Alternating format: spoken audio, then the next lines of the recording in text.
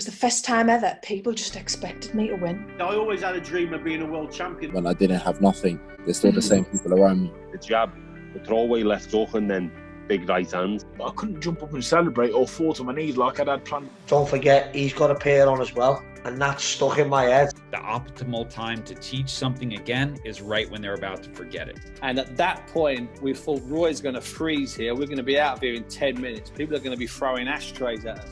This Box Gathering Podcast. Hey everybody, Adam Azeem, eh? Wow, what a boxer. 22, I believe he is, 22 years old, phenomenon. Just thought on the way back, just have a quick chat about Adam Azeem. So, as I mentioned, 22 years old. He's just come off the back of winning that title against Sergey Lipinets. Must show massive respect to Sergey Lipinets. What a tough guy. I'm sure that nose was broken quite early on because it was dripping quite profusely. Face absolutely mashed up to bits. Obviously, not all the nice things that we like to hear about boxing, but it's all the bits that unfortunately are part and parcel. And my opinion, they probably should have pulled him out a little bit earlier. But then again, I don't know the boxer. I don't know what his strengths are. I don't know if he had anything left in the locker that they thought he could pull out the bag.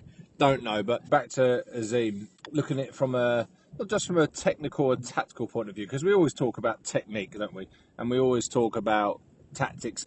But just from a bit of a game smarts, okay? So the kind of, how smart is he at the game of boxing? And what sort of things were happening during that bout? Obviously, they had a plan. I think maybe the first 3 rounds, maybe 4, keeping it nice and long, keeping that jab there in his face. And what I liked about that is that Azim seems very adept at movement, but very efficient movement. You don't see him bouncing, running all around the place. He seems to slide and glide across the ring. There's not a lot of this hopping and bounding, very efficient movement. He just pushes, kind of driving those toes into the canvas and sliding across. And because he's able to slide across, he's able to fix his feet when he wants. And I can't remember which round the knockdown was. I think it was the 3rd or the 4th. So he's just pushed off to the right. Lipinets has decided to absolutely launch at him and throw a big left hook. And he's actually caught Azim.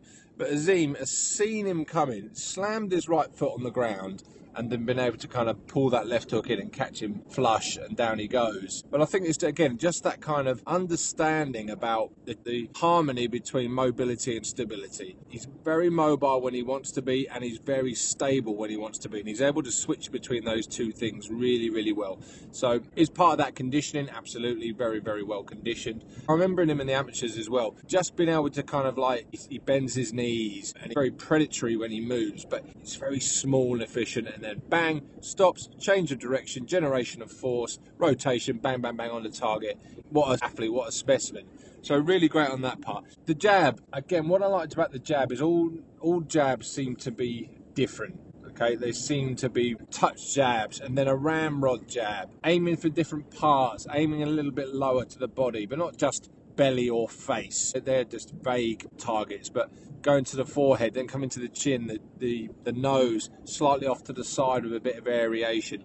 But then when he's going to the body, it's chest, it's belly button. It's not just head or body. There's so many different areas to jab to, really keeping Lipinets unable to throw his shots. I mean, you look at the stance of the guy and you're thinking, right, he's going to get close, he's going to throw 3s and 4s, combinations, punches and bunches, and try and put it all over Azim.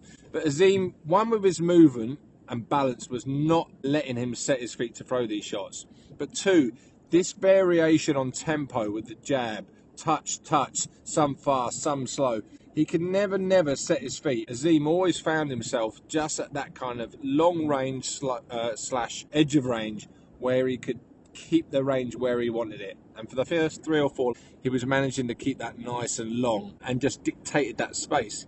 As we always say, range is one of the hardest things to control in boxing, and it just seemed very, very easy. Sometimes he'd even leave the jab there afterwards, kind of spearing it out, just touching, sometimes on his forehead, sometimes right in his eyeball so he couldn't see, but keeping him defensive and keeping him at bay, so he's always having to adjust his feet to try and get in and throw those combinations. Azim didn't let him do it.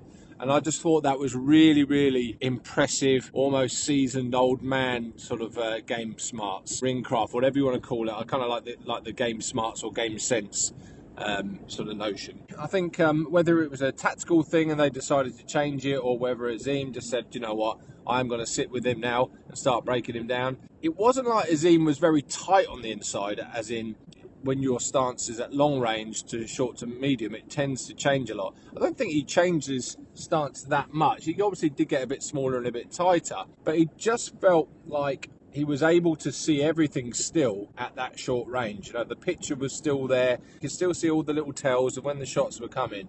And he was able to see where the openings were, those kind of affordances, those invitations to act, ripping that uppercut up through the middle. Yes, some of the left hooks were low, and, you know, they were low, and I think he did deserve to have those points taken off because they were low. Did he mean it? Don't think so at all. Just the guys on top of him. He's quite a small, compact guy, and that target that he's probably used to seemed a little bit smaller than usual. But anyway, I think it was never in doubt that he could find pretty much any target that he wanted to. Whether it be uppercuts through the middle, hooks around the corner, touching long. The whole arsenal was there. The whole ability to read Lipinets was there. He just seems to have the game smarts to be able to read people. And I think that's one of the hardest things in boxing. That's what the greats do.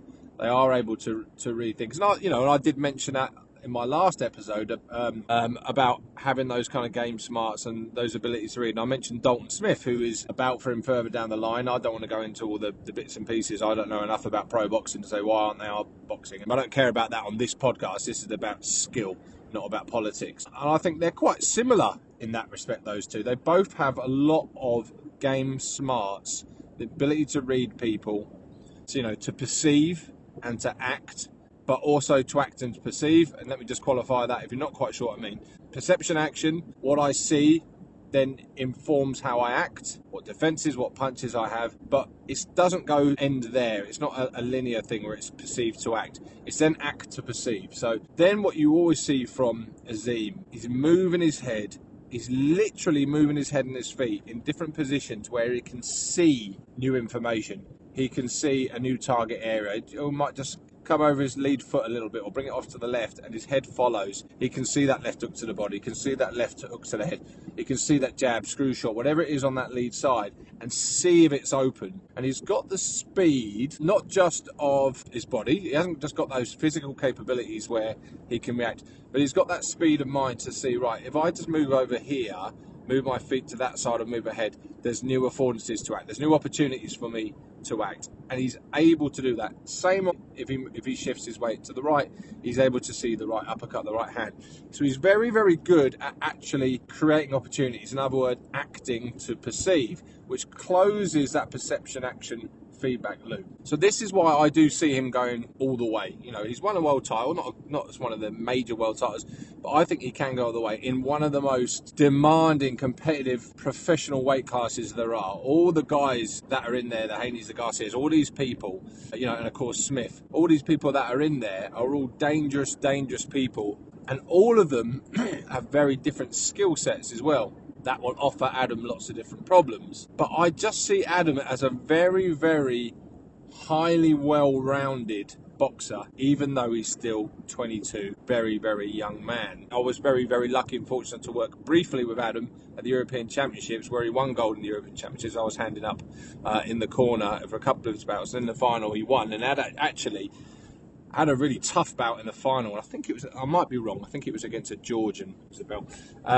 and didn't actually perform that well. He'd already knocked out two people. So Adam already knocked out two people in the prior rounds, and he was sort of tagged to get boxer of the tournament. But he didn't perform that well in the final. But what he did do, he adapted to a different style of opponent. So Adam's able to do that. So one, I think he's got the street smarts. The physical capabilities have to be both there as well. I do hear lots of information about Adam as well, who just does nothing but watches footage of boxers, some of the greats, and he's just like apprentice of the sport, has to know your tools. And sometimes you might say, just because you're watching something on YouTube doesn't mean you can do it in competition, doesn't mean you can do it in training. But actually sometimes I think there is YouTube and video gets a bad rap. If you are able to see something and be curious about it and try and apply and explore that in training, and it works, obviously it's not going to work first time. It takes a long time to kind of hone that and contextualise that and put it into sort of a lot of random practice for it to start showing in competition. But he's obviously doing that.